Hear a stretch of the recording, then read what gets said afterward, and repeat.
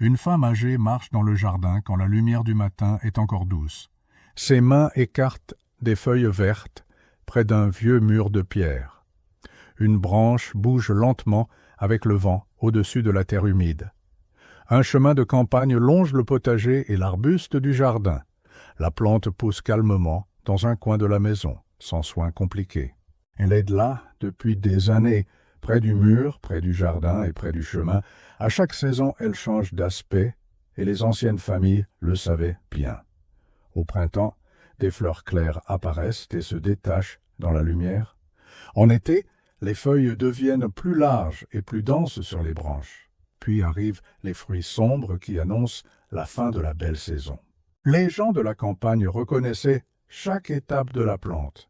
Ils regardaient les feuilles, la branche et les fleurs avant d'agir. Ce n'était pas une habitude vide, répétée sans réflexion. C'était une observation pratique transmise pendant de nombreuses générations. La plante restait toujours proche de la vie ordinaire de la maison, près du potager, près de la cour, près du mur, près du petit chemin de terre. Les fleurs se cueillaient tôt quand l'air du matin restait encore frais. Ensuite, elles séchaient dans un endroit propre, sec et protégé du soleil fort. Les fruits, eux, restaient sur la branche jusqu'au bon moment. Rien ne se faisait trop vite, parce qu'avec cette plante, le bon timing comptait beaucoup. Les familles savaient attendre avant de cueillir quoi que ce soit. C'était une partie essentielle du savoir rural. Savoir regarder avant de couper, savoir attendre avant de récolter, savoir reconnaître une plante utile au bord du terrain. Pendant très longtemps, cette plante a fait partie du paysage rural français. Pas comme un simple arbuste perdu au fond d'une haie, pas comme une présence sans valeur près d'un mur, mais comme une plante connue dans la vie de tous les jours. On la voyait près des fermes, des jardins, des potagers et des maisons. Elle poussait sans demander de produits coûteux ni de soins difficiles. Elle traversait les saisons avec une force calme et régulière. C'est aussi pour cela qu'elle était appréciée à la campagne. Une plante résistante comptait toujours plus qu'une plante fragile. Une plante proche comptait toujours plus qu'une plante lointaine. Et une plante qui revenait chaque année finissait par entrer dans la mémoire. Cette mémoire ne s'est pas construite en une seule saison. Elle s'est construite sur des générations entières de gestes et d'observations. Les enfants voyaient la plante près de la maison dès leur plus jeune âge. Ils apprenaient à reconnaître les fleurs avant même de connaître son vrai nom. Ils apprenaient à distinguer les feuilles au bord du jardin ou du chemin. Ils apprenaient à observer la branche, la forme et la couleur au fil du temps. C'est cela qui transformait la plante en quelque chose de plus qu'un décor. Elle devenait une partie concrète de l'expérience quotidienne de la famille. Puis, avec les années, beaucoup de gens ont cessé de la regarder ainsi. La plante est restée là, mais l'attention humaine a lentement disparu. Elle a continué de pousser près des mêmes murs. Elle a continué de vivre près des mêmes potagers. Elle a continué de bouger dans le même vent de campagne. Mais de moins en moins de personnes savaient encore ce qu'elle représentait. Et quand une plante n'est plus reconnue, elle sort peu à peu de l'usage. Elle ne disparaît pas du terrain. Elle disparaît de la mémoire. Elle quitte d'abord la conversation. Puis, elle quitte les habitudes de la maison. C'est ce qui s'est produit dans beaucoup d'endroits en Europe. La plante est restée vivante, mais le savoir s'est affaibli. Les nouvelles générations l'ont vue sans qu'on leur explique vraiment. Elles sont passées devant elle sans savoir pourquoi elle avait compté. Elles l'ont prise pour un arbuste de plus au bord du jardin, et ainsi une partie entière du savoir ancien s'est perdue presque sans bruit. Cette plante s'appelle le sureau noir. Pendant longtemps, elle a tenu une vraie place dans la vie rurale. Bienvenue sur Secrets Verts. Si c'est votre première fois ici, abonnez-vous et activez la cloche, parce que ce qui semble lointain aujourd'hui était autrefois proche et normal.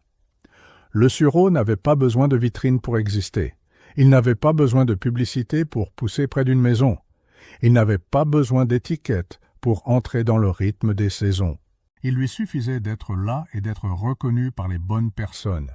En 2004, des chercheurs européens se sont de nouveau intéressés à cette plante.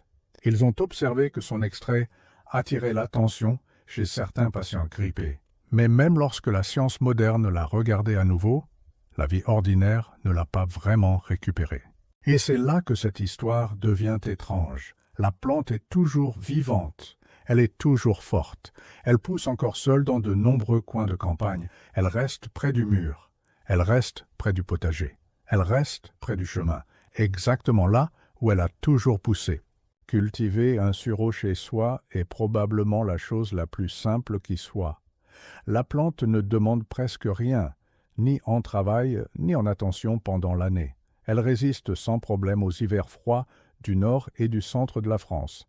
Elle supporte aussi bien les étés secs du sud, à condition d'avoir un peu d'eau. La seule chose qu'elle demande vraiment, c'est une place où le soleil arrive. La mi-ombre lui suffit largement, mais elle préfère le plein soleil quand c'est possible. La méthode la plus rapide pour la planter est par bouture en automne ou en hiver. On coupe une jeune branche d'environ 30 cm de longueur sur un sureau adulte. On l'enterre dans une terre meuble et humide, à moitié dans le sol, à moitié dehors. En quelques semaines à peine, les premières racines apparaissent toutes seules. Au printemps suivant, on déplace le jeune plant à son endroit définitif dans le jardin. On peut aussi essayer la culture par graines, mais c'est beaucoup plus long et incertain. La voie des boutures reste la plus rapide et la plus fiable pour démarrer rapidement. Demandez à un voisin âgé qui a un sureau dans son jardin, il vous donnera une branche, presque toujours avec plaisir, car les anciens aiment partager ce genre de savoir. Si vous habitez en appartement, le sureau n'est malheureusement pas la bonne plante. Il devient avec les années un grand arbuste de plusieurs mètres de hauteur et de largeur. Mais pour tout jardin, tout potager ou tout coin de campagne, c'est un cadeau précieux.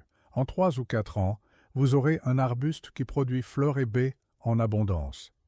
Et ensuite, il vous donnera une récolte chaque année pendant plusieurs décennies entières. Il existe en France des sureaux dans des fermes qui ont plus de 50 ans d'âge. Ils donnent encore des baies généreusement chaque automne, sans que personne s'en occupe. Le sureau est aussi un cadeau pour toutes les autres plantes qui poussent à côté. Ses racines diffusent dans le sol des substances qui améliorent la vie microbienne. Ses feuilles, en tombant à l'automne, forment un paillis naturel et protecteur. Ce paillis garde l'humidité en été et protège les racines pendant les gels d'hiver. Voilà pourquoi dans les fermes traditionnelles, il y avait toujours un sureau près du potager. Ce n'était pas par hasard ni par pure tradition, c'était de l'intelligence agricole. Une intelligence transmise de génération en génération sans avoir besoin d'être écrite.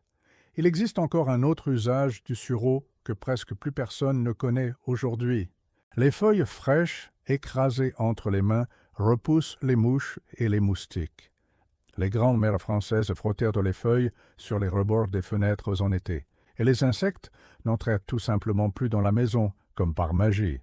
C'était un répulsif naturel, gratuit et sans le moindre produit chimique dangereux. Aujourd'hui, on achète des sprays coûteux qui empoisonnent l'air qu'on respire chez soi. La différence entre savoir et avoir oublié peut parfois coûter beaucoup plus qu'on ne croit, et il reste encore une utilisation merveilleuse des fleurs blanches du sureau. On trempe les ombelles entières dans une pâte à beignet légère et on les fait dorer.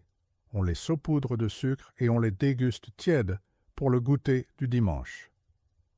Les beignets de fleurs de sureau sont une tradition de toute la campagne française. Bourgogne, Auvergne, Provence, Bretagne, chaque région avait sa petite recette familiale. Aujourd'hui, presque plus personne ne connaît cette préparation simple et délicieuse. Une recette de plusieurs siècles, perdue en seulement 2 générations sans bruit. On peut aussi préparer un sirop avec les fleurs de sureau, très différent de celui des baies. On infuse les fleurs avec des citrons et de l'eau. On filtre et on ajoute du miel doré. Avec un peu d'eau gazeuse fraîche, vous obtenez la meilleure boisson d'été qui existe. Bien meilleure que toutes les limonades du commerce, remplies d'arômes artificiels chers. À partir d'aujourd'hui, quand vous verrez un sureau au bord d'un chemin, regardez-le autrement. Vous ne verrez plus un simple buisson sauvage poussant à côté d'une haie banale. Vous verrez une véritable pharmacie complète, un garde-manger et un protecteur naturel. Vous verrez des siècles entiers de médecine populaire française condensés dans une seule plante. Vous verrez ce que vos arrière-grands-mères connaissaient encore comme une évidence quotidienne. Et c'est précisément ce savoir-là que l'industrie préférerait voir oublié pour toujours, parce que chaque sureau vivant dans un jardin français est un médicament vendu en moins. Et cela représente pour les grands laboratoires européens beaucoup d'argent qui leur échappe. Comprenez-moi bien, je ne dis pas qu'il faut éviter les médecins quand on est malade. Pour les maladies graves, il faut absolument se confier à un bon médecin compétent. Mais pour les petits rhumes, les toux d'hiver et les grippes saisonnières habituelles, votre grand-mère avait beaucoup plus raison que la médecine officielle ne l'a admis pendant longtemps. Et la science moderne, quand elle a enfin daigné chercher sérieusement, lui a donné raison. Le problème, c'est que cette vérité ne rapporte d'argent à aucune entreprise puissante. Et c'est pour cela qu'on ne l'entend presque jamais à la télévision ou dans les journaux. Avant de partir, j'aimerais vous laisser avec une dernière chose vraiment importante. Si vous avez des parents âgés ou des voisins qui ont vécu à la campagne, parlez avec eux. Demandez-leur ce qu'ils savent sur le sureau et sur les plantes de leur enfance. Notez leurs réponses dans un carnet, apprenez leurs recettes et conservez-les soigneusement, parce que cette génération est la dernière à porter ce savoir directement dans sa mémoire. Quand ils ne seront plus là, ces connaissances disparaîtront avec eux pour toujours, et personne, dans une grande chaîne de télévision, ne viendra les transmettre à leur place. Et n'oubliez pas, tout ce que l'industrie ne veut pas que vous sachiez est rassemblé dans le pack complet du Secret Vert. Plus de 10 guides en un seul endroit, le lien est dans la description. Vous pouvez aussi scanner le code QR qui apparaît en ce moment sur votre écran. Une offre spéciale pour vous qui êtes resté jusqu'à la fin de cette vidéo aujourd'hui. Si cette vidéo vous a plu, cliquez sur le pouce levé pour aider la chaîne à grandir. Partagez-la avec quelqu'un de votre famille qui a la chance d'avoir un jardin. Et si vous n'êtes pas encore abonné à Secret Vert, c'est le bon moment pour le faire. Abonnez-vous et activez la cloche pour recevoir chaque nouvelle vidéo dès sa sortie. Chaque semaine, je partage des plantes et des secrets que l'industrie préférerait voir oubliés. On se retrouve très bientôt dans une prochaine vidéo. Prenez soin de vous et de votre jardin.